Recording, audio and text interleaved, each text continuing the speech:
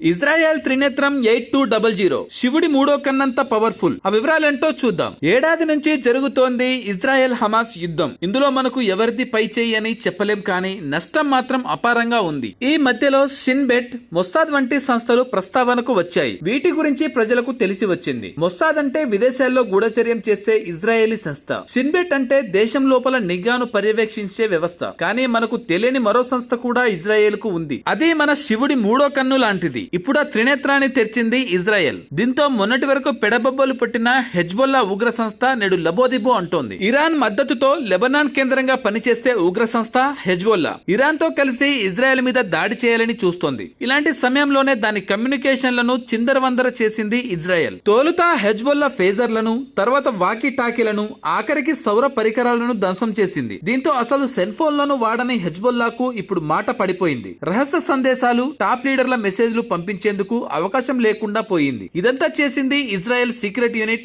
8200. Mossad తో కలిసి చేసిన ఈ ఆపరేషన్ తో హెజ్బొల్లాకు దిమ్మ తిరిగింది. ఇక ఇజ్రాయెల్ 8200 ఇంటెలిజెన్స్ అసలు పేరు యహిదా షామోనే మతాయిం. నిజంగా యుద్ధం జరిగితే, అందులో అరుదైన పరిస్థితులు ఎదురైతే ఎదుర్కొనడం ఎలా అనేది 8200 ప్రధాన టాస్క్లలో ఒకటి. అయితే 8200 ఇజ్రాయెల్ బయట పనిచేస్తుంది. దీని సక్సెస్ఫుల్ కార్యకలాపాలకు ఉదాహరణ ఇరాన్ అణు కేంద్రంలోని అత్యంత కీలకమైన సెంట్రిఫ్యూజ్లను ధ్వంసం చేయడం, డేటా సేకరణ, సైబర్ డిఫెన్స్ 8200 ప్రధాన విధులు. ఇందుకోసం కావలసిన పరికరాలను అభివృద్ధి చేస్తుంది. అమెరికా నేషనల్ సెక్యూరిటీస్ ఏజెన్సీస్ తో కలిసి చాలా సార్లు ఉగ్రవాదుల పనిపట్టింది. కాగా 8200 లో అందరికీ ఛాన్స్ రాదు. అత్యంత ప్రతిభావంతులు, సృజనాత్మకంగా ఆలోచించి టెక్నాలజీ తెలిసిన వారికే చోటు. అయితే వీరిని హై స్కూల్ స్థాయిలోనే గుర్తిస్తారు. 16 నుంచి 18 ఏళ్ల వయసు కుర్రాలను హ్యాకింగ్, ఎన్క్రిప్షన్, నిఘా శిక్షణ ఇస్తారు. వీరికి ఎంత డిమాండ్ అంటే 8200 లో పనిచేసి బయటకు వస్తే ఇజ్రాయెల్లోని హైటెక్ కంపెనీలు రిక్రూట్ చేసుకుంటాయి, ఇన్నోవేటివ్ ఆవిష్కరణలకు వాడుకుంటాయి.